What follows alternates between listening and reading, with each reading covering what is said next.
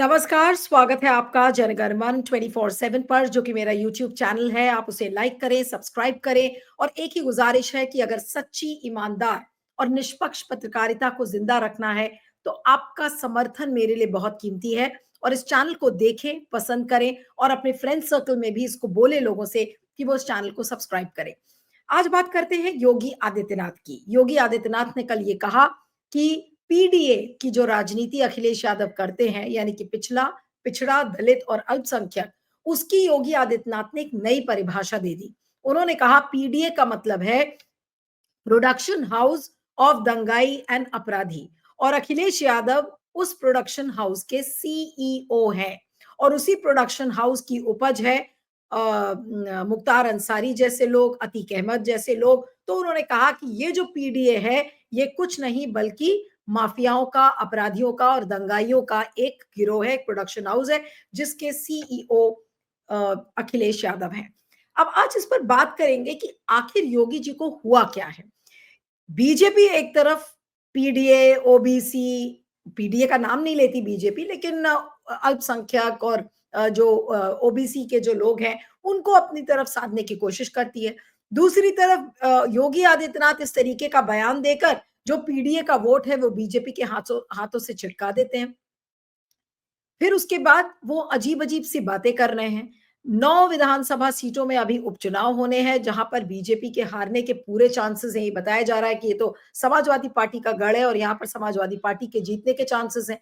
तो लगातार जिस तरीके से अखिलेश यादव पर प्रहार कर रहे हैं, उधर कल मल्लिकार्जुन खड़गे ने भी उनके ऊपर इस तरीके का बयान दिया कि भई वो अगर योगी अपने आप को कहते हैं और अगर गेरुआ वस्त्र पहन रहे हैं, तो भई वो राजनीति से बाहर हो जाएँ।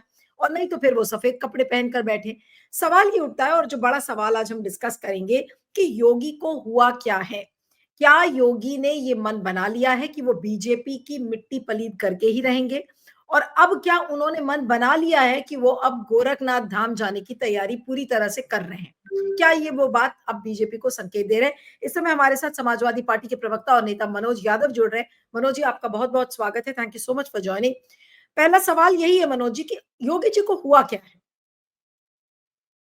देखिए, योगी आदित्यनाथ जी इस वक़्त बड़े बेचैन से नज़र आ रहे हैं और उसकी बेचैनी का कारण भी बड़ा वाजिब-सा है क्योंकि उत्तर प्रदेश के 2024 लोकसभा चुनाव के जो परिणाम आए, वो परिणाम योगी आदित्यनाथ के पूरे बने-बनाए जो उनकी एक बड़ी बेहतरीन छवि थी, हिंदू द हार्ड बॉय की छवि थी और एक बेहतरीन मुख्यमंत्री के रूप में अपने आप को प्रस्तुत कर रहे थे, उन सब पे एक बड़ा डेंट लगा है। इस वजह से योगी आदित्यनाथ का मानसिक संतुलन लगातार इस बात को सोचने समझने के लिए उनका साथ नहीं दे रहा है कि क्या उनको बयान देना चाहिए। पीडीए का अपमान कर रहा है। पी से पिछड़ा, डी से दलित, ए से अल्पसंख्यक, आदि आबादी और अगड़ों में जो पीछे रह गए आदिवासी, इन सब का समायोजन है पीडीए। और बीजेपी ने सबका साथ, सबका साथ और सबका विश्वास और पता नहीं ऐसे कैसे-कैसे नारे दिए और उनके नारों के ही दम पर उन्होंने सत्ता बनाई, चाहे वो सेंट्रल गवर्नमेंट की हो, चाहे उत्तर प्रदेश की हो। समाजवादी पार्टी आदरणीय राष्ट्रीय अध्यक्ष जी ने पीडीए का एक कॉन्सेप्ट 2024 के चुनाव से पहले जब तमाम सारे इंडिया गठ अलायंस दल के नाम की चर्चा हो रही थी, तब उन्होंने इस बात को कहा और कह के उत्तर प्रदेश में उन्होंने पीडीए की बात कहना शुरू किया, जिससे उत्तर प्रदेश की जनता को ये लगा कि नहीं, ये बात बिल्कुल सटीक और सही है कि अगर पिछड़ा, दलित, अल्पसंख्यक जो बड़ी आबादी में उत्तर प्रदेश और देश की आबादी में हिस्सा रखता है अपना, क्या उसको उसके अधिकार मिल रहे हैं सरकार में? ये सबसे महत्वपूर्ण सवाल था। और पी से पिछड़ा, पिछड़ा मतलब देश के प्रधानमंत्री नरेंद्र मोदी, क्या पिछड़ों के तमाम सारी जो हकमारी हुई है उत्तर प्रदेश की 68,000 69,000 शिक्षक भर्ती की बात हो, उसमें पिछड़ों की हकमारी हुई या नौकरियों की बात हो या मंत्रिमंडल में बात हो, इस तरह या उत्तर प्रदेश के मुख्यमंत्री भी पिछड़े कम्युनिटी के बनने के प्रयास में थे, जिस तरीके से पहले चर्चा हुआ कर रही थी, उन सब पे जो हकमारी हुई है, क्या प्रधानमंत्री उस पे बोल रहे हैं? जब जवाब नहीं आया, जनता ने बड़े लंबे समय तक योगी आदित्यनाथ और प्रधानमंत्री मोदी को सुना, समझा और उनका साथ दिया, उनको सत्ता में बैठाला। लेकिन जब 2024 के चुनाव में उन लोगों ने पूर्ण रूप से जान लिया कि ये सरकार हमारी दुश्मन है, तो वो अखिलेश यादव जी के साथ और समाजवादी पार्टी इंडिया गठबंधन के साथ हो चले। तो अब योगी आदित्यनाथ को वो घबराहट लगातार देखने को मिल रही है कि योगी आदित्यनाथ पीडीए पे ही हमला करते हुए नजर आ रहे हैं। अगर आप पीडीए पे हमला करोगे, समाजवादी पार्टी के नेता पे हमला करोगे, जैसे मैं एक उदाहरण देता हूँ, कन्नौज में मंदिर में, जिस मंदिर में आदरणीय राष्ट्रीय अध्यक्ष जी गए पूजा पाठ करने अपने दल बल के साथ, तो उसका शुद्धिकरण कराया गया, उसको गंगा जल से धोया गया। क्या हुआ, कन्नौज आप हार गए। मैनपुरी में महाराणा प्रताप जी की मूर्ति पे अखिलेश यादव जी जब अपना वो सैलाब लेके जा रहे थे रथ यात्रा में, तब उन्होंने फूल अर्पण किए, माला अर्पण किया, तो मैनपुरी हार गए। अब उसके बावजूद भी आपको नहीं लगता कि राष्ट्रीय अध्यक्ष श्री अखिलेश यादव पे हमला करके बीजेपी को कोई लाभ नहीं होने वाला, फिर भी आप कर रहे हैं, तो इसका मतलब आप एक तरीके से जिसे कहते हैं ना, सोसाइटर बम बनने की कोशिश कर रहे हैं। आप आत्मघाती दस्ता बनकर बीजेपी को ध्वस्त कर देना चाहते हैं। ये स्पष्ट रूप से इन सारे बयानों के माध्यम से निकलता है। 8 साल के उत्तर प्रदेश के मुख्यमंत्री की झोली में बहुत सारे काम होंगे। मैं कह रहा हूं, अगर नकारेपन का भी शिकार रही होगी ये सरकार, तो भी बहुत सारे काम होंगे जिनकी बात योगी आदित्यनाथ जी सदन में कर सकते हैं, रैलियों में कर सकते हैं, चुनावी भाषण में कर सकते हैं, जिसका वो प्रयोग ना के बराबर करते हैं, और सिर्फ और हमला अखिलेश यादव जी पे और समाजवादी पार्टी पे कर रहे हैं। समाजवादी पार्टी उन पे पीडीए का अपमान करने का बदला लेके रहेगी, और हम बदला भाषा से नहीं लेना चाहते, हम जवाब और भाषण दे के नहीं लेना चाहते। हम उनको ठीक वैसे ही जैसे 2024 के लोकसभा के चुनाव में उत्तर प्रदेश में करारी शिकस्त दी थी, ठीक वैसे ही हम विधानसभा में भी उनको शिकस्त देने जा रहे हैं, जिससे कि उनको इस बात का इल्हाम बड़ी बेहतर तरीके से हो जाए कि साहब, इस देश के पिछड़े दलित अल्पसंख्यक का अपमान नहीं करना। जी। मनोज जी, लेकिन इस समय योगी जी के गेरुआ वस्त्र पे भी बहुत ज्यादा कमेंट्स हो रहे हैं कि भाई वो गेरुआ वस्त्र पहनने लायक हैं जब वो इस तरीके की भाषा का इस्तेमाल करते हैं, कटोगे बटोगे, नफरत की पूरी राजनीति का वो प्रतिबिंब बन गए हैं। कल खरगे जी ने भी ये बोला कि भाई वो नहीं है तो सफेद कपड़े पहन ले। क्या योगी जी वाकई में अब उनका समय आ चुका है कि क्योंकि अब एक वो आइडेंटिटी क्राइसिस से गुजर रहे हैं, मुझे लगता है, क्योंकि वो कहते कुछ है, अपने आप को बनाते कुछ और हैं, प्रोजेक्ट कुछ और करते हैं। तो क्या गोरखनाथ धाम जाने की तैयारी उन्होंने कर ली है या आसार वो दिख रहे हैं पूरे? देखिए, भगवा इस देश की शान रहा है। सबसे पहले भगवा भगवान बुद्ध ने पहना, और भगवान बुद्ध ने इतना बड़ा अहिंसा का उपदेश दिया, त्याग का उपदेश दिया, कि वो उनके द्वारा बनाए गए बौद्ध धर्म के मेरे ख्याल से पूरी दुनिया में उसका असर हुआ, और एशिया में तो ऐसा हुआ कि उसको लाइट ऑफ एशिया कहा गया। जो मेरे शब्दों में इतनी ताकत नहीं कि मैं लाइट ऑफ एशिया और भगवान बुद्ध के उस पूरे सिद्धांत का, उनके बनाए धर्म का मैं कुछ विस्तारीकरण या बहुत ज्यादा बातें कह पाऊं। वो पूरी दुनिया, पूरा जहान, पूरी सृष्टि जानती है। दूसरी बार अगर भगवा हम किसी को देखते हैं तो विवेकानंद जी ने पहना, स्वामी विवेकानंद जी। उन्होंने शून्य पे 72 घंटे लगातार धर्म संसद में उन्होंने उस बात को रखा, और पूरी दुनिया को एक बेहतरीन मैसेज दिया कि भारत में भगवा को पहनने वाले कितने ज्ञानी, विद्वान और प्रखंड ऐसे व्यक्ति होते हैं जो दुनिया को एक नया रास्ता देते हैं। तो दो रास्ते मैंने आपको बता दिए।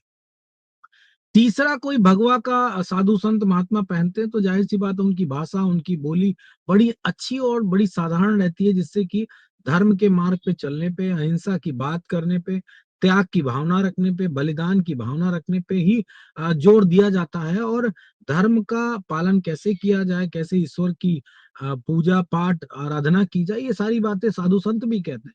लेकिन he is a single man in India जिन्होंने भगवा पहन के भगवा का तिरस्कार एक तरीके से किया, अपमान किया, और उस वजह से पूरी दुनिया में एक गलत संदेश गया कि भगवा पहन के मार देने, काट देने, और कटोगे, कहा ना कि बटोगे तो कटोगे, तो काट देने वाली प्रतिक्रिया का ही तो मेरे ख्याल से वो समर्थन और उसका परिभाषित करते हुए नजर आ रहे हैं। तो जो चीजें योगी आदित्यनाथ ने भगवा पहन के की हैं, वो शायद भारतवर्ष में इससे पूर्व में किसी ने नहीं किया। तो जो भगवा का अपमान व्यक्ति करे और एक मठ का जोगी होके करे, महंत होके करे, तो उसको मुझे नहीं लगता कि भगवा पहनने का उस पे कोई अधिकार बनता है। तो शायद मल्लिकार्जुन खड़गे जी जो राष्ट्रीय अध्यक्ष हैं कांग्रेस पार्टी के, उन्होंने जो उनको एक सलाह और नेक सलाह दी, वो शायद बेहतर तरीके, उनके बेहतर जीवन में आगे उन पे सवालिया निशान ना उठे। भगवा चूंकि सिर्फ वही तो धारण करते नहीं कि योगी आदित्यनाथ ने पेटेंट करा लिया, बहुत सारे हजारों लाखों साधु संत महात्मा बैठे हैं जो भगवा धारण करते हैं, और वो उस माध्यम को, उस मध्यम वर्गीय माध्यम को, धार्मिक उस माध्यम को दुनिया में प्रचारित करते हैं। तो योगी आदित्यनाथ जी शायद मेरे ख्याल से नॉट डिजर्विंग भगवा वाले व्यक्ति हैं, लेकिन वो चूंकि पहन रहे हैं और मुख्यमंत्री हैं तो उनको अहंकार बहुत है, और मेरे ख्याल से उस मठ का ड्रेस कोड भी होगा इसलिए पहनते होंगे। लेकिन मेरी जो अपनी अंतरात्मा से आवाज निकलती, नीलू, जो ये निकलती कि योगी आदित्यनाथ जी अपने संन्यास जीवन से ऊब चुके हैं। अब वो प्रधानमंत्री बनना चाहते हैं, क्योंकि उत्तर प्रदेश का 2 बार लगातार जो मुख्यमंत्री बन जाता है उसको अपने आप बाय डिफॉल्ट सपने आने लगते हैं प्रधानमंत्री बनने के। अब प्रधानमंत्री बनेंगे, देश विदेश जाएंगे, तो बहुत सारे राजनेताओं से मिलना पड़ेगा, तो शायद हो सकता है उनको अखरता हो कि मैं नरेंद्र मोदी जी की तरह 20 तरीके से कैसे ड्रेस बदलूंगा, कैसे 10 लाख का कोट पहनूंगा, कैसे महंगे महंगे चश्मे लगाऊंगा, घड़ियां पहनूंगा। वो सारी चीजें तो कर नहीं पाएंगे, इस वजह से उनको शायद विचलन सा हो रहा है। और जब कोई इतने प्रमुख पद पे बैठ के व्यक्ति कंटिन्यू इस तरह की बात करे तो उसको मानसिक बीमारी से ग्रसित व्यक्ति कहा जाता है, ऐसा मैं अक्सर डॉक्टरों के मुख से सुनता हूँ। और बड़े कम ऐसे राजनेता होंगे जो मुख्यमंत्री के पद पे बैठ के इस तरह की बातें लगातार करते हुए, मेरे कम का शब्द गलत इस्तेमाल किया, ना के बराबर है ही नहीं है योगी आदित्यनाथ के अलावा। एक हेमंत विश्व शर्मा नाम का व्यक्ति कोई है जो बीजेपी का मुख्यमंत्री है, लेकिन वो भगवा नहीं पहनता है, तो उस पर बहुत ज्यादा मैं सवालिया निशान नहीं उठा सकता। तो इस तरह की भाषा का इस्तेमाल नहीं कर पा रहे, तो भगवा का अपमान भी नहीं होना चाहिए। मुझे ऐसा ही लगता है कि उनको बहुत ही संयमित होकर अपनी बात को रखना चाहिए, जो उनके काम है, जो उन्होंने उत्तर प्रदेश के लिए किया है उसको बताना चाहिए। विपक्ष के दल ने जो उनकी कमियां उनके बारे में बात करनी चाहिए, उनको इंगित करना चाहिए। इंफ्रास्ट्रक्चर पे कोई वो बात नहीं करते हैं, डेवलपमेंट पे कोई बात नहीं करते हैं, बेरोजगारी पे कोई बात नहीं करते हैं। वो सिर्फ धर्म की बात करते हैं, मरने कटने की बात करते हैं, लॉ एंड ऑर्डर की कसम और पता नहीं क्या क्या उसको खाते पीते रहते हैं। लेकिन उत्तर प्रदेश के law and order, Uttar Pradesh की मौजूदा परिस्थितियां बस से बदतर होती जा रही हैं। सड़कें, एक महत्वपूर्ण डेटा आपके चैनल के माध्यम से उत्तर प्रदेश और देश की जनता को बता रहा हूँ। उत्तर प्रदेश में 40 करोड़ का बजट है पीडब्ल्यूडी डिपार्टमेंट का। 40 करोड़ में हम लोग नवंबर की स्टार्टिंग में चल रहे हैं, 11-12 तारीख होने वाली है, और अब तक मात्र 26% पैसा खर्च हुआ है। यानी कि 40,000 करोड़ का 26% पैसा खर्च हुआ है। और योगी आदित्यनाथ का खुद का बयान है, आदेश है सरकार को कि 10 अक्टूबर तक उत्तर प्रदेश को गड्ढा मुक्त कर देना है। चूंकि बारिश के बाद का जो 1-2 महीने का समय होता है वो सबसे महत्वपूर्ण होता है। बारिश में सड़कों को गड्ढा मुक्त नहीं किया जाता, उसके बाद ही जो गड्ढे हो जाते हैं उनको भरने की प्रक्रिया की जाती है, वो भी नहीं फुलफिल की गई है। तो योगी आदित्यनाथ उत्तर प्रदेश की सरकार चलाने में असक्षमता महसूस कर रहे हैं, जिस कारण से, और कुछ उनके ऊपर दबाव होगा, प्रेशर होगा, आरएसएस का है, बीजेपी का है, नरेंद्र मोदी का, अमित शाह का है, किसका ये मेरे को नहीं मालूम। लेकिन इतना मेरे को मालूम है कि शायद वो अपनी गद्दी से चिपके रहना चाहते हैं, इसीलिए ऐसे बयान दे रहे हैं जिससे कि वो हेटेड राजनेता के रूप में बीजेपी में अपने आप को स्थापित कर सके। क्योंकि बीजेपी की सबसे बेहतरीन, सबसे सरल रास्ता है, हेटेड राजनेता बन जाओ, बीजेपी आरएसएस आपको पलकों पे बैठाएगी, ऐसा मुझे महसूस होता है। आखिरी सवाल बस मनोज जी कि जो अभी 9 सीटों पर जो विधानसभा चुनाव होने, उपचुनाव होने हैं, वहां पर क्या चांसेस आपको लगते हैं समाजवादी पार्टी के और बीजेपी के? और अगर बीजेपी हारती है तो योगी आदित्यनाथ का भविष्य क्या देखते हैं आप? उत्तर प्रदेश की जनता ने उत्तर प्रदेश के उपचुनाव की 9 विधानसभा सीटों पे ये मन बना लिया है कि हम 9 की 9 सीटों पे इंडिया अलायंस समाजवादी पार्टी के प्रत्याशियों को जिताना चाह रहे हैं, इसमें दो राय नहीं। और समाजवादी पार्टी का अपना आकलन है कि वो एक बेहतर प्रदर्शन करने जा रही है उपचुनाव में। लेकिन चूंकि शासन सत्ता उनके हाथ में है, तो हो सकता है कुछ परिणाम में फेरबदल करने की कोशिश की जाए, इस तरह का प्रयास किया जाए। लेकिन पार्टी के जो वरिष्ठ नेता हैं और जो हमारी पार्टी की स्ट्रेटजी है, वो इस मोड में आ चुकी कि हम इन चुनावों को बहुत ही सीरियस लड़ेंगे। सरकार जिस तरीके से हमसे चुनाव लड़ना चाहेगी हम उस तरह लड़ेंगे। अगर वो बेईमानी करेंगे तो हम फिर उनको डट के उसका मुकाबला करेंगे। अगर वो सरकारी मशीनरी का इस्तेमाल करेंगे तो सरकारी मशीनरी को भी डिस्ट्रॉय करेंगे। ये बात योगी आदित्यनाथ जी का प्रशासन सुन ले, आपके चैनल के माध्यम से, योगी आदित्यनाथ जी सुन ले, चुनाव आयोग उत्तर प्रदेश सुन ले, और उत्तर प्रदेश की सुरक्षा व्यवस्था सुन ले।